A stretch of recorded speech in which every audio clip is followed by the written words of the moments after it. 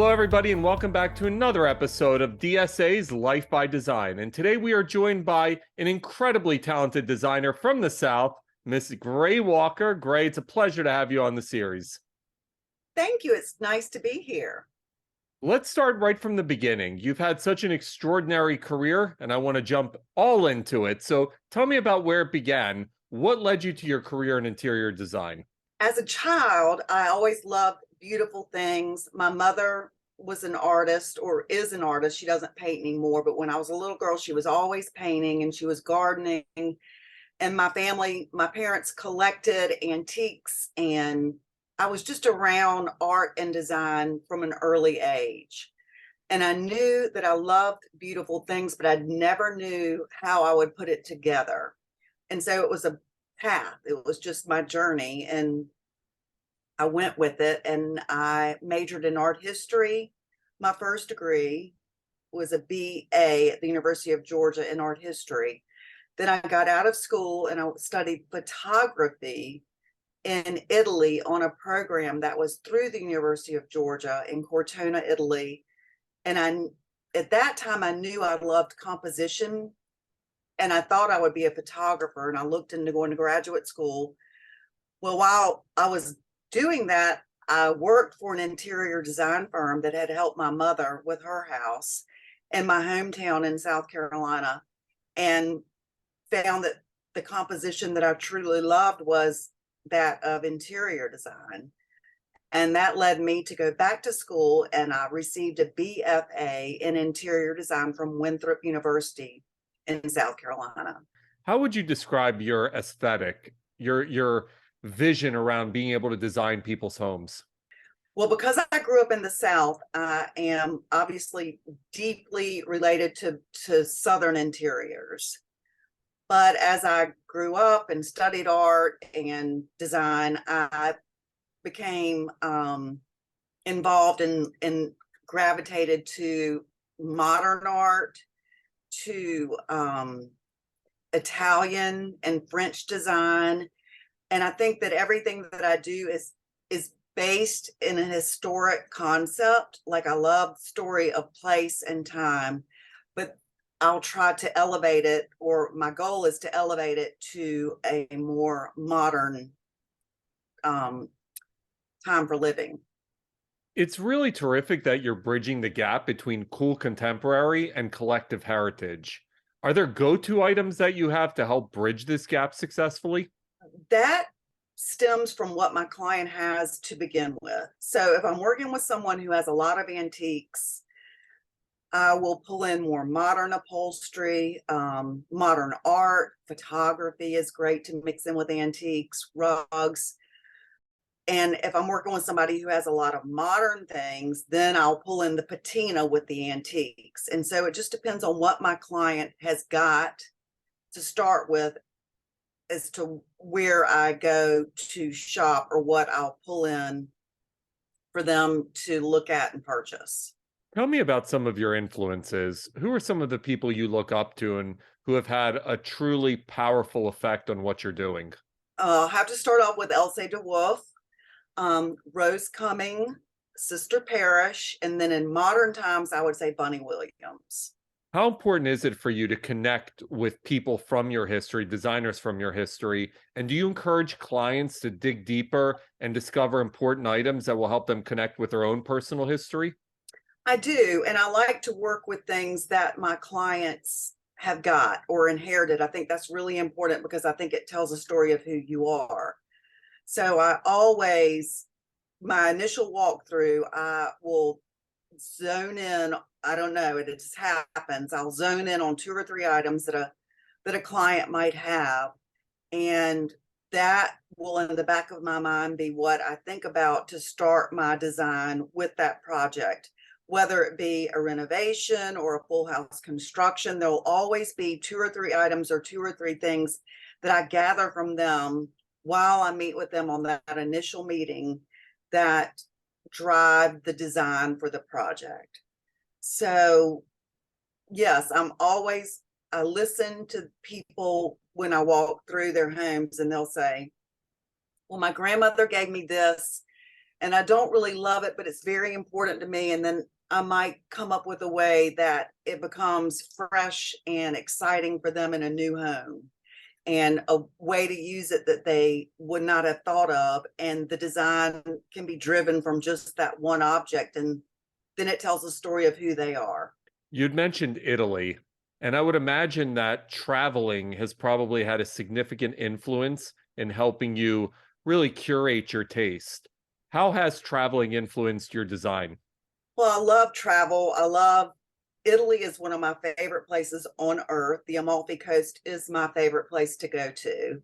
Um, and I think that when you understand the history of interiors, and you visit countries with a history of antiques, you learn so much about what was going on at that time in the world and that culture.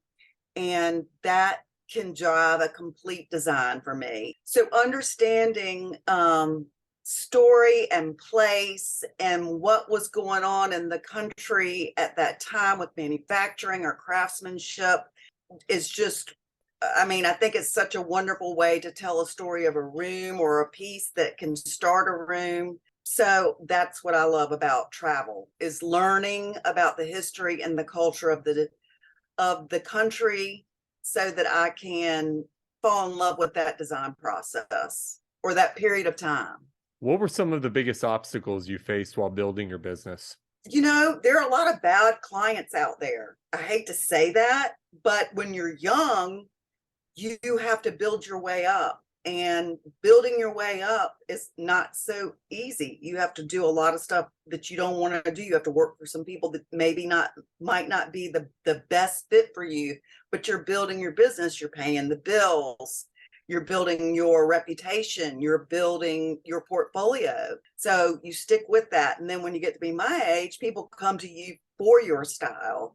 And that's just sort of that's really nice. But it's just sticking with it and staying true to what you're doing, and knowing that, you know, you've got to pick yourself up by your bootstraps when the going gets tough, or when you get disillusioned with the whole process, because you can do that, but you just have to, your passion for interior design will get you through. And that's what happens. How has social media played into building your business, both in the past and currently? Well, you know, when I started in interior design, I don't even think that we had computers. We did not even have computers. This whole social media thing has been quite a learning experience for me.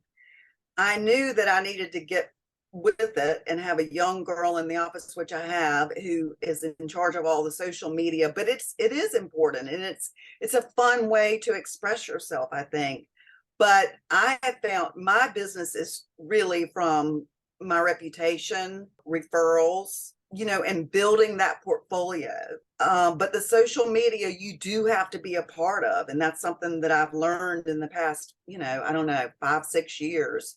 You have to get involved in that and be a part of it. And I didn't even want to be on Facebook. That was just I'm just very private that way. So finally, one day I thought, well, I've got to be on Facebook and Instagram, and I've got to make myself do these things. It's good to find somebody else to do it for you, but you can be creatively behind it, guiding it. And it's something that is part of this world now, and this creative business. So you'd mentioned referrals. Mhm. Is it something that you build into, in terms of, are you actively trying to take on new clients, or do you have the bandwidth to take on new clients? Right now, I am working on, I'm a little bit, let's say, I think I'm at maximum level right now. I have a project that I'm working on in upstate New York that is a massive renovation and addition to an old home that was built in 1900. That is taking a lot of our time. And then I have projects that are kind of falling beneath that. And then I've already got a project in the hopper in Charlotte. So a house that will be, an architect is working on the plans right this moment. So I'll be starting on that, I think, probably in the next 5 months. And so I've got 2 really large projects with other projects beneath that range in different sizes. So I am at maximum level, but you are always on the hunt for that next project, right? It's a whale hunt is what I call it. What approach or process do you have when you present a design concept to a client? How do you take it from start to helping them understand exactly what you're thinking? The first thing that I do is, okay, we've got lighting. When you're doing full construction, we're going to select lighting. And so I work on a preliminary furniture plan, and I'll show that in 2D on a floor plan. And then the lighting plan will evolve from that, because that's the first thing you've got to have selected. Then we move into fine tuning the furniture and fabric selections. And I like for a house to flow. So the first thing that's got to be decided is what's going to happen in this foyer, or what was maybe the piece that really caught my eye on that initial walkthrough. And I'll place that. I might place 2 or 3 things if I've got those 2 or 3 things to work from. If I don't, then it's just a clean slate. And I like to decide how the in and out of the house is going to move. And so in my mind, I'm working on all these things and present it slowly to my client, because they can only absorb so much at a time. Of the house in New York, I knew that we needed a main foyer wallpaper that goes up 3 stories of the house. So I thought, let's select this first, and then everything's going to come off of that. So we select the furniture, the fabrics, then the rugs, but I'd selected the lighting before any of this happened. But in the process of that, you still have to have all these other things stewing in your mind, because it could be that I custom color some lights, or I do things that feel time appropriate to the wallpaper that I selected. So it's a multi-step process, and I use lots of tricks and gimmicks. I've got a junior designer in the office that does a lot of things that I don't know how to do on the computer to show wallpaper in perspective, and we can drop things in and out. And we've got lots of tools and tricks of the trade that we use on the computer in perspective drawings.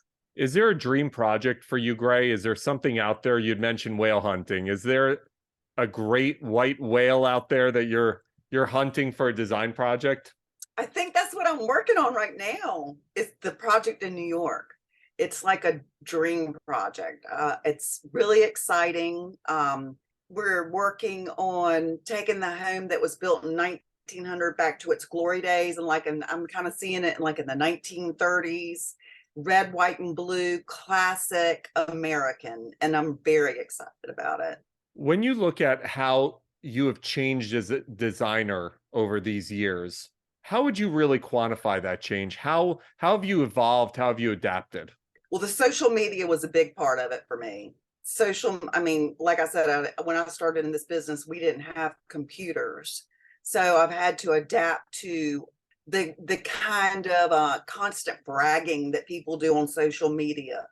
That was just not an easy thing for me to do, but you have to do that. So I've learned to adapt to that. And I think the social media is the biggest part. And also, I think that being an old-fashioned decorator, which is what I think I am. I'm probably at the generation after mine, 2 or 3 generations maybe beneath me, will be the really new interior designers, the ones that started out with social media in their bag of tricks from the very beginning. I've had to adapt to all that. So I've learned the old-fashioned way. And I think that the social media is the hardest thing for me. What are your 3 most coveted pieces? Love antiques. I have a French Empire barometer that I love. I have a 15th century Murano glass Venetian mirror in my dining room that I love. And then any piece of my children's artwork when they were little is cherished. What advice would you give to younger designers in the industry about how to be successful? To hear the beat of your own drummer, to believe in yourself. Do not worry about your competition. Do your best, be yourself, and work hard. Well, this was absolutely wonderful, Gray. I mean, you've obviously built a very successful business, and just looking at your work on your website, you've done an incredible job. And it's been absolutely a pleasure having you on Life by Design. A brilliant career, and it sounds like it's nowhere near finished. So keep growing and keep doing everything that you're doing. Thank you so much. I enjoyed being here. Thank you.